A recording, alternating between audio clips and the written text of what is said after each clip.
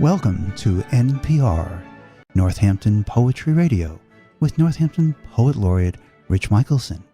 Rich has with him in the studio today a very special guest.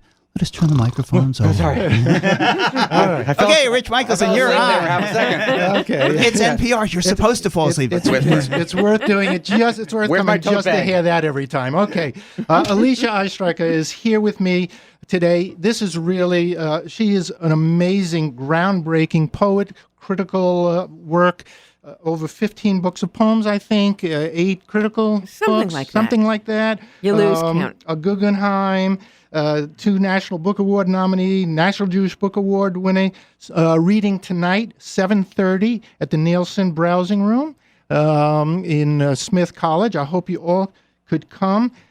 I don't know of another poet who has really made changes, seen changes in the world because of a lot of your poetry and critical work in the women's movement. We'll talk about Midrash in a second, but let's start with women's poetry. Is that a term we want to get rid of? Is that a term we want to celebrate? We want to celebrate it for the time being, and we hope that as time goes by, it becomes unnecessary. Right. But I discovered that I was a feminist in the 1970s. I'm still a feminist. Women's poetry is important. It has changed the course of the river. Right now, what's changing the course of the river is the poetry by people of color in America. That's what's most energized. But for a while, it was women who were doing all the changing. That's because that during that time where you're breaking into the mainstream is a time that the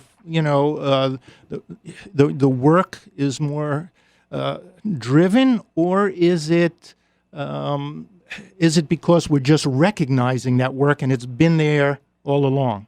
I should say yes, yes, and yes. Okay. It has been there all along, but starting in the 60s and growing in the 70s, there was a women's poetry movement, and it was a renaissance. It was explosive. It was getting into areas that had never been in literature before in the, whatever it is, 5,000 years that literature has existed. It wasn't women writing it. So when women started writing, you heard a new music, a new sound. And I was fascinated by the question of what is it we are listening to. So I wrote the book that I wished other people had written, so I didn't have to, called Stealing the Language, The Emergence of Women's Poetry in America.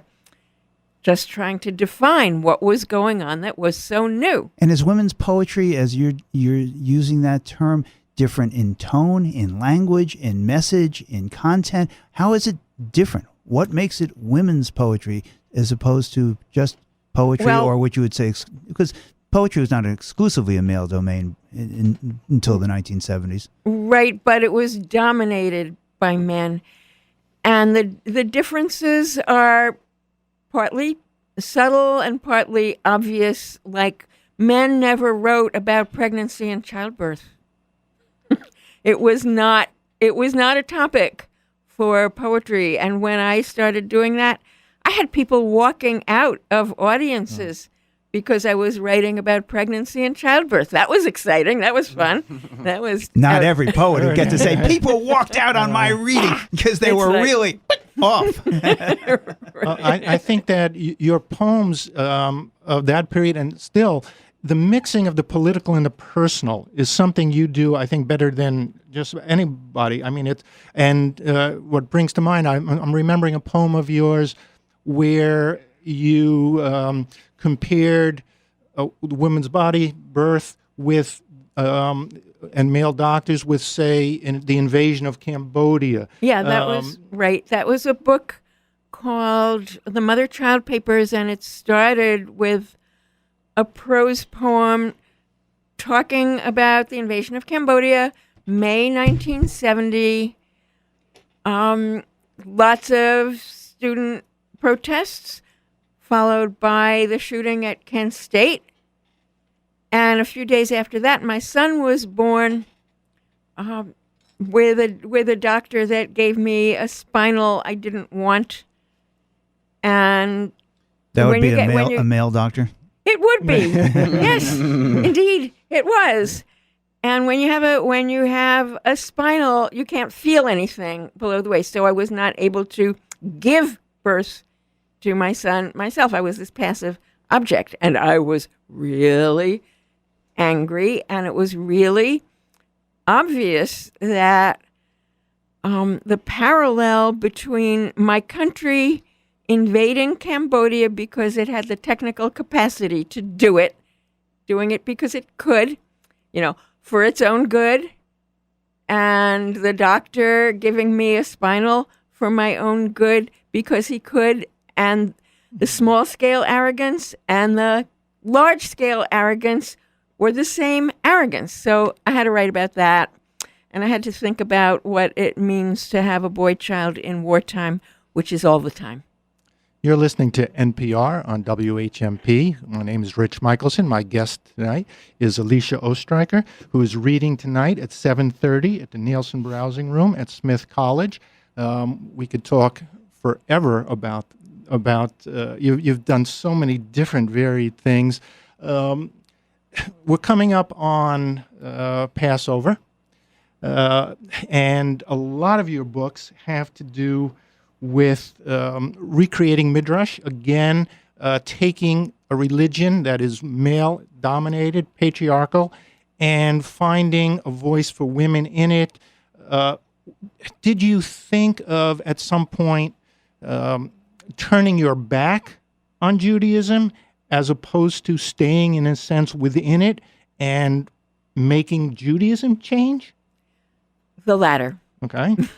Staying inside and making it change, because I have always identified with Jacob wrestling the angel, and when the angel says, "Let me go because dawn is breaking," Jacob says, in the King James Version, of course, he says, "I will not let thee go except thou bless me."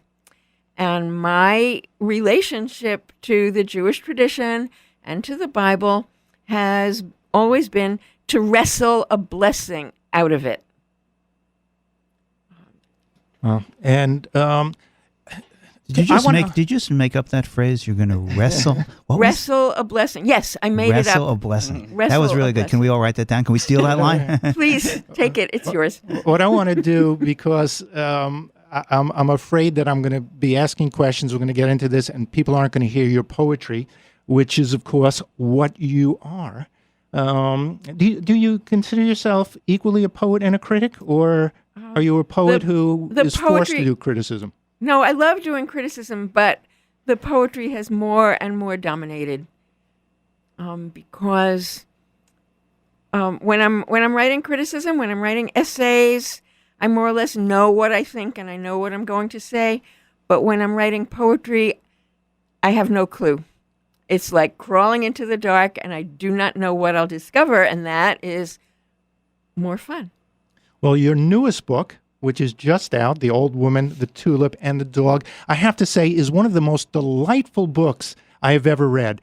I love poetry. I love reading through books, but this was a book that was pure joy, but wisdom. I mean, it seemed like a wisdom-based literature in a sense.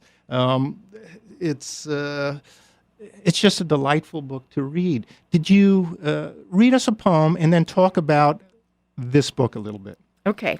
So the opening poem of this book, which is what I'm going to read from tonight, The Blessing of the Old Woman, the Tulip, and the Dog. This poem just came to me. My computer wrote it. Boy, okay, watch out. People can be stealing that computer. All right. I knew Siri on my phone was very talented, but I didn't know she could do poetry. This was one of these things that comes out of not being able to sleep one night and sitting in front of my computer, and this is what it gave me. The Blessing of the Old Woman, the Tulip, and the Dog. To be blessed, said the old woman, is to live and work so hard God's love washes right through you like milk through a cow. To be blessed, said the dark red tulip, is to knock their eyes out with the slug of lust implied by your upended skirt. To be blessed, said the dog, is to have a pinch of God inside you, and all the other dogs can smell it.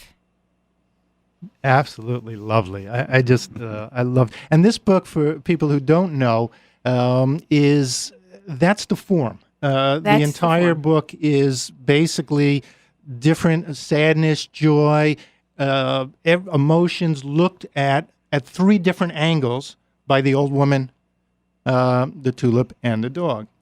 Do you identify with all three, I'm assuming? Well, most of the time, it's the old woman who gets it started. She has something she wants to say, and then I kind of listen. Okay, tulip, what have you got to say? And dog, what have you got to say?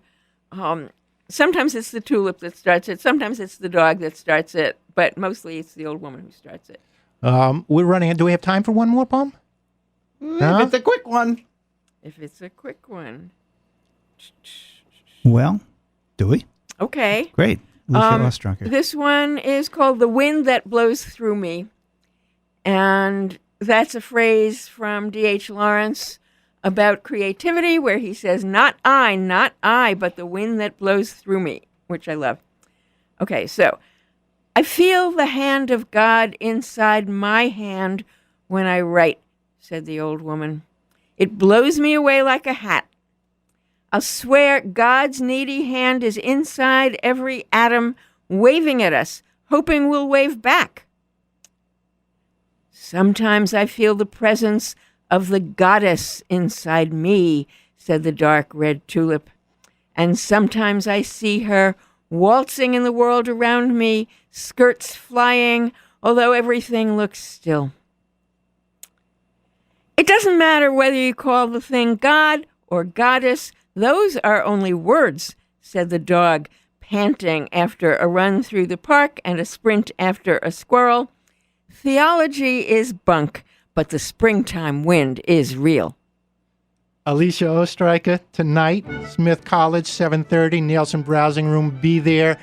Thank you so much. You're listening to NPR, Northampton Poetry Radio on WHMP.